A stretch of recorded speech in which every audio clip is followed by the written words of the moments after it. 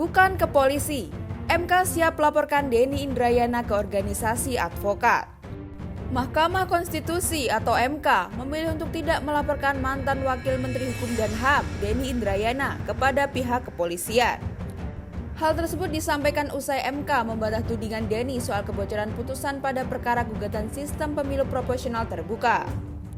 Akan laporkan Denny Indrayana ke organisasi advokat di mana Denny Indrayana terdaftar, kata Wakil Ketua MK Saldi Isra di Gedung MK, Jakarta Pusat, Kamis 15 Juni 2023. Saldi menyebut Denny Indrayana berpotensi disanksi atas pelanggaran etik akibat tindakannya.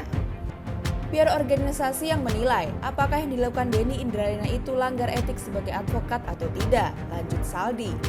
Menurut dia, para hakim konstitusi sempat membahas wacana untuk melaporkan Denny ke pihak kepolisian. Namun 9 hakim tersebut memutuskan untuk tidak mengambil langkah hukum. Memang ada diskusi perlu gak lapor ke polisi. Kami di MK memilih sikap tidak akan melangkah sejauh itu.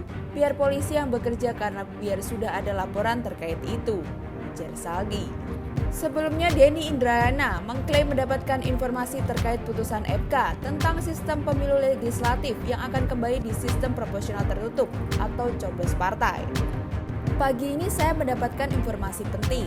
MK akan memutuskan pemilu legislatif kembali ke sistem proporsional tertutup, kembali memilih tanda gambar partai saja, kata Denny lewat cuitan di akun Twitternya @DennyIndrayana, Minggu 28 Mei 2023. Dalam cuitannya, Denny juga sempat menyinggung soal sumbernya di MK. Meski tidak menjawab dengan gamblang, Denny memastikan sumbernya bukan hakim konstitusi. Siapa sumbernya? Orang yang sangat saya percaya kredibilitasnya, yang pasti bukan hakim konstitusi, ujarnya. Terbaru, MK akhirnya menetapkan bahwa gugatan terhadap sistem pemilu proporsional terbuka ditolak seluruhnya. Hal tersebut disampaikan Ketua MK Anwar Usman saat membacakan putusan perkara nomor 114 PUU XX 2022.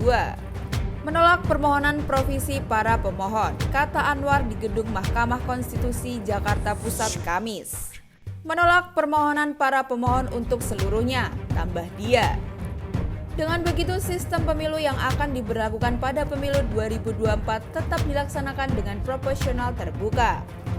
MK sebelumnya telah menerima permohonan uji materi atau judicial review terhadap pasal 168 ayat 2 UU Pemilu terkait sistem proporsional terbuka yang didaftarkan dengan nomor registrasi perkara 114 PUU XX 2022 pada 14 November 2022. Keenam orang yang menjadi pemohon ialah Demas Brian Wicaksono sebagai pemohon 1, Yuwono Pintadi sebagai pemohon 2, Fahru Rozi sebagai pemohon 3, Ibnu Rahman Jaya sebagai pemohon 4, Rianto sebagai pemohon 5, dan Nono Marijono sebagai pemohon 6.